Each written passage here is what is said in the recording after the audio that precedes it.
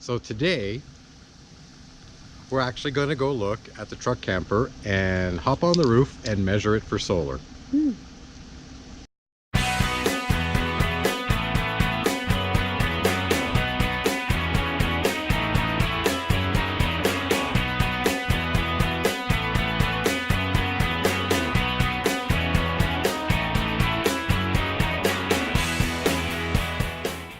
Hello, I'm Christian. And I'm Tracy, And we are Tumbleweed RV Life.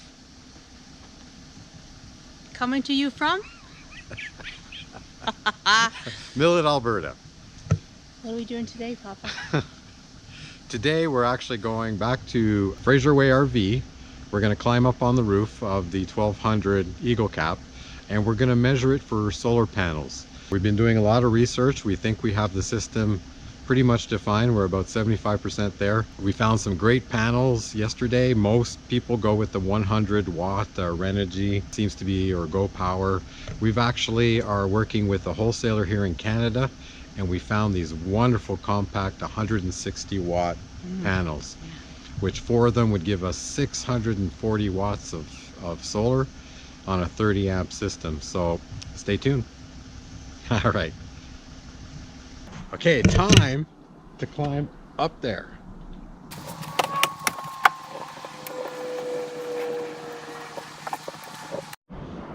So, as you can see, there is lots of room for solar here.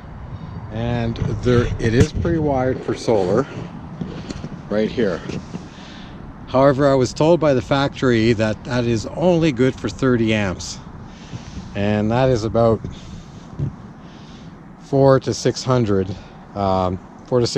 watt max. So I'm going to take some quick measurements and see what we could put on here for solar.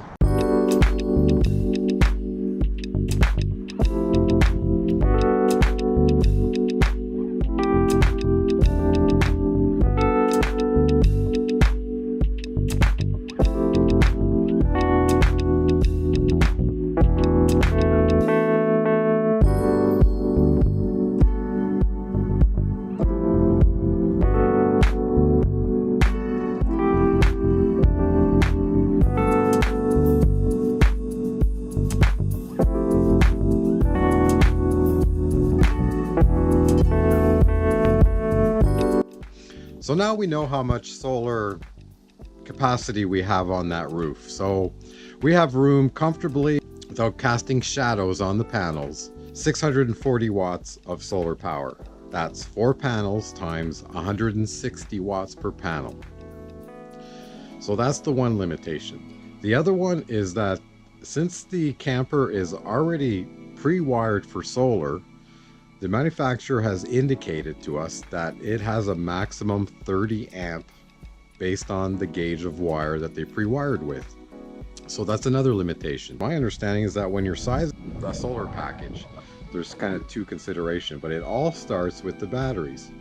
And the batteries are determined by how much load that you'd like to have, how much capacity, how long would you like to run off your batteries. So then you have to do a load analysis based on how much 12 volt you have, and if you're looking at also running your 110 volt appliances, like if you wanted to run your fridge on power, if you need to run laptops and TVs and monitors, and all the way up to the bigger units, residential fridges and washer and dryers.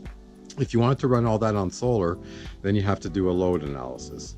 So for us, based on our load analysis, which is basically everything is 12 volt. So the TV is 12 volt, all the lights are 12 volt. We're planning to run our fridge on propane to save power when we're not hooked up to shore power. Our load is fairly low. Also, we have limitations in terms of how much space we have. A truck camper doesn't have a whole lot of space. We limited our battery capacity to 200 amp hours. So now that we have our batteries, then we can check to see if 640 watts of solar will be sufficient to charge those batteries. The rule of thumb is that you take 25% of the amp hours. So 25% of 200 amp hours is 50 amps. For 200 amp hours, so we're going from the batteries and checking against what's on the roof for solar, you take that 25%, so 50 amps. If you multiply that by the voltage, 12 volts, you basically get 600 watts. So I know I'm kind of getting geeky here, but it's just a check to make sure that based on the battery capacity, you have enough solar to charge those batteries within the average sunny day. So going through that calculation, 200 amp hours times 25% is 50 amps. 50 amps times the 12 volt system is 600 watts. Our solar panels are 640, so check, we have enough solar to charge 200 amp hours of battery. We're good to go. Then we do a current analysis on 640 watts. How much current is that at 12 volts? So if you take 640 watts and divide it by 12, that gives you that 50 amp again. It's around, let's just round it off at 50 amp. But our camper is pre-wired for 30 amp. So therefore, our 640 watts of solar exceeds the current that we can put through that line without basically putting us at risk. The solution is to wire the panels in series and then in parallel. Again, it's that formula, watts equals volts times amperage. If the system runs for 640 watts and runs at 12 volts, then you get your 50 amps. But if you run it at 24 volts, the volts go up and the current goes down. So in this case, it would drop in half if we wire two of the panels in series, and then those two banks go in parallel, double the voltage, and it cuts the amperage in half. So what it does is that it then gives us a 24 volt charging system at half the current, which is 25 amps. Bingo, we're below our 30.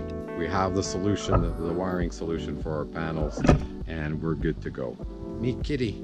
Kitty's being a pest. So then we started looking on YouTube. YouTube is our favorite place for information, and there seemed to be a recurring theme happening. People were going much more to the battle-born lithium batteries, and Victron seems to be a name that is coming back more and more. It's a little bit more expensive product, but it's way more robust. These are smart components, so everything is accessible through Bluetooth. You can check it out on your phone. They're all tied together, and it all comes to one control panel. So we decided to go with Victron. We went then on their website to find who their authorized dealers were. Only 3 dealers in our area, which were in British Columbia. So the closest one was in Kelowna. So we worked with them. They actually had an RV package ready to go. Everything is sized, and the only option really was which batteries did you want. So in the end, we ended up working with Canadian Solar Wholesale out of Kelowna, British Columbia. We placed the order, and now we await delivery. Haha, but that's not true.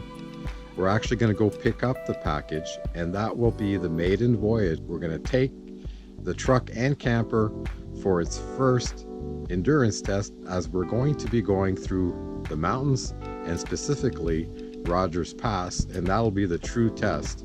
If it can survive that, we'll be good to go. And that'll be for another video. That's the video for today. If you enjoyed it, consider giving it a thumbs up. If you did, give it a thumbs down. Consider subscribing if you haven't, and hit the bell to be notified for every future video. We'll catch you on the next one.